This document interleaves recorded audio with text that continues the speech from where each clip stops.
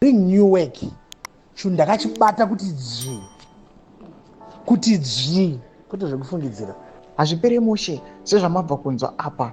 Aiwa, panapa tiri kuona kuti advocate Fadzai Mahere vane chimoto ende Mahere munongomuunza kuma social media handles avo especially kuFacebook nana kuChivhayo kuti vanokandirana mashoko ekunyasa kutukana zvinhu zviri very very personal. Noda kuti advocate Fadzai Mahere anonyasa kunobata pachinopisa panorwadza mwoyo chaipo chaipo.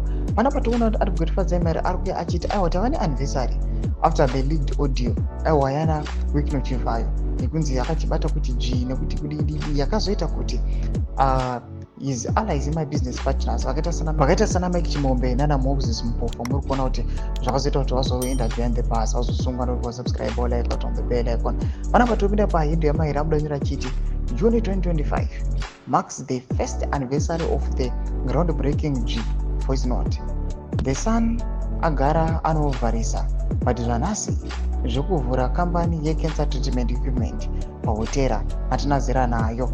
He's opened big Nick Mangwana has no defense with the new leaders. No mashoko atokonomera chinzi aiwa avhura hope Chivhayo anouya netenda zvayo yekambani isina kana gore asati anombosvitsa kana 9 months kuchioperator but panguva ino enokonkonzi youya ichipiwa tenda ye $412 million. Number 1. Number 2, the same company iri kuonekwa kunzi maoffices ayo ari pahotera and panapa vanhu they are not aware kuti aiwa sakambani iyi ndoino manufacture equipment iyoyo here but company iyo kutonotenga from somewhere.